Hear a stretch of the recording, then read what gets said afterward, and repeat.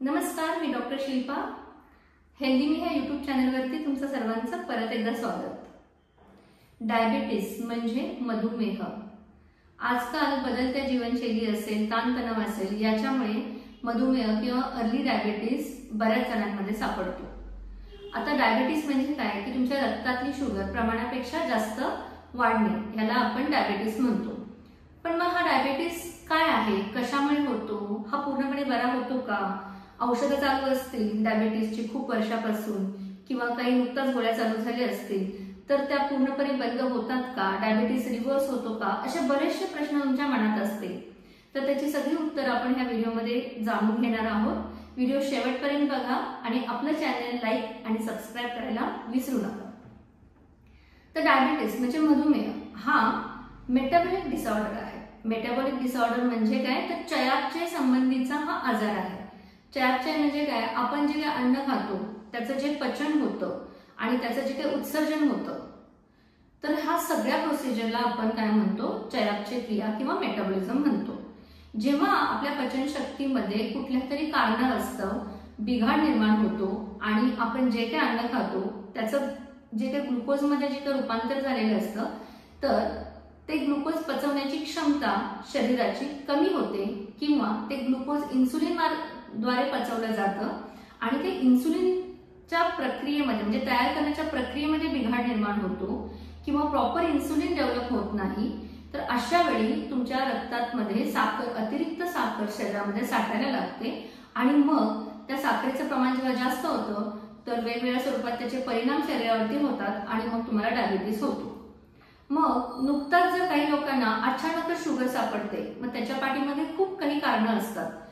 तुमचं जसं सांगितलं की डायबिटीस हा चयापचय संबंधीचा आजार आहे, म्हणजे तुमची जर पचनशक्ती व्यवस्थित असेल, तुमचं लाईफस्टाईल प्रॉपर असेल, तर तुमचं जे काही शरीरामधलं जे ग्लुकोजचं डायजेशन आहे, पचन आहे, ते व्यवस्थित झालं तर डायबिटीस तुम्हाला होणार नाही। पण कुठल्या कारणावरून? त्याला बरीच कारणं आहेत। आता डायबिटीसचे खूप वेगवेगळे प्रकार आहेत। टाईप 1 डायबिटीस म्हणजे अगदी लहान वयामध्ये मधुमेह होणे। टाईप 2 डायबिटीस म्हणजे बदलत्या जीवनशैलीमुळे, ताणतणावामुळे मध्यम वयानंतर तो डायबिटीस होणं। जेस्टेशनल डायबिटीस म्हणून प्रकार असतो, म्हणजे काही महिलांना गरोदरपणामध्ये काही शरीरामध्ये चेंजेस झाल्यामुळे हा डायबिटीस होतो।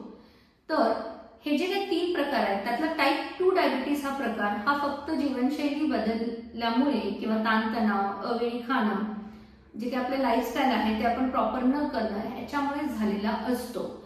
काही लोकांना त्याची फॅमिली हिस्ट्री असते, पण 70 ते 80% जे काही डायबिटीस आहे हे आता सध्या बदलत्या जीवनशैलीमुळे झालेले आहेत। आणि जसं मी सांगितलं की हा चयापचय संबंधीचा आजार आहे, म्हणजे आपल्या पचनासंबंधीचा आजार आहे। त्यामुळे ती जर आपण व्यवस्थित ठेवली तर हा डायबिटीस होणार नाही, किंवा जर नुकताच तुमचा डायबिटीस झाला असेल तर तो नॉर्मल व्हायला मदत होते जर तुम्ही काही गोष्टी व्यवस्थित पाळल्या। तर ह्याच्यामध्ये काय पाळायचं आहे?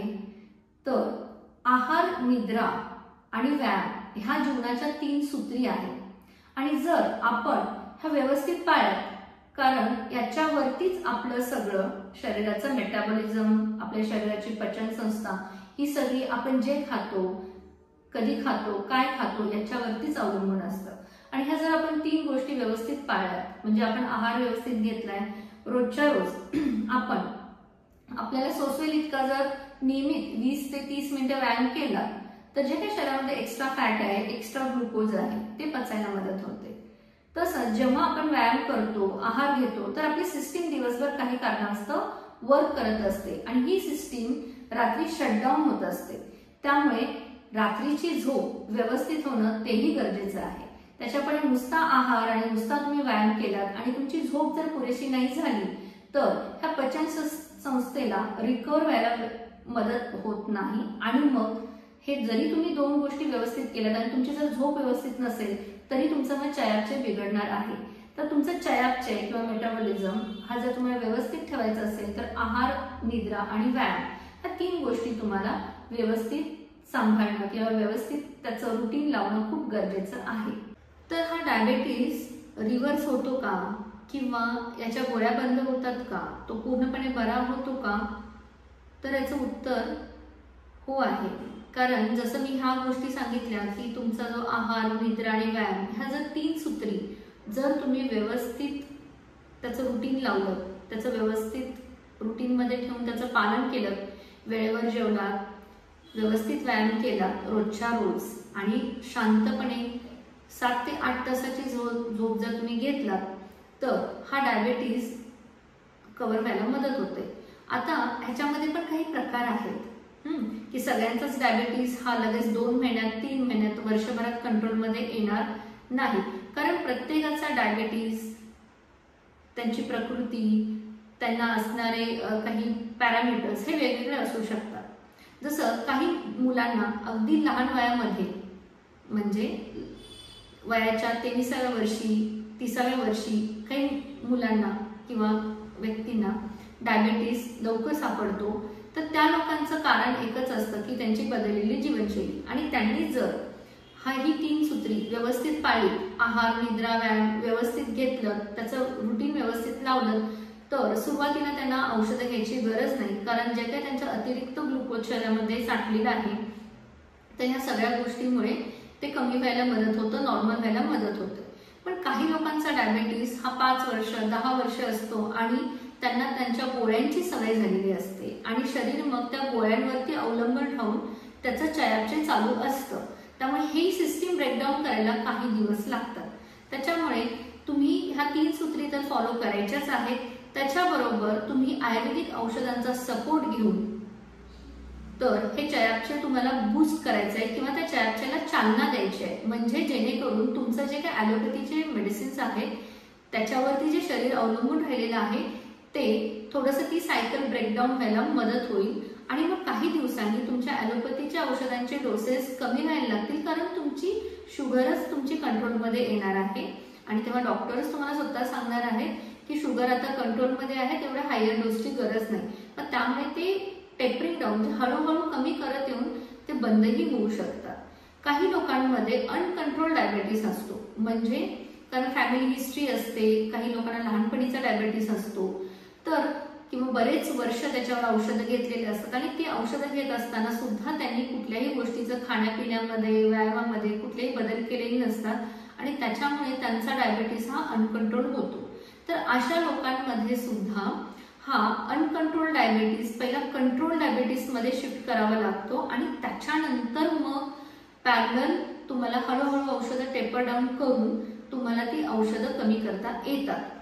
पण हे करत असताना ह्या अनकंट्रोल डायबिटीसच्या लोकांनी पहिला हे लक्षात घेतलं पाहिजे की जेव्हा त्यांचा डायबिटीस हा अनकंट्रोल असतो तेव्हा तो तुमच्या शरीराला आतून पोखरत असतो किंवा बऱ्याच जणांना असं वाटतं की शुगर कंट्रोलमध्ये आहे पण त्याचे भयानक साईड इफेक्ट तुमच्या शरीरावरती होत असतात.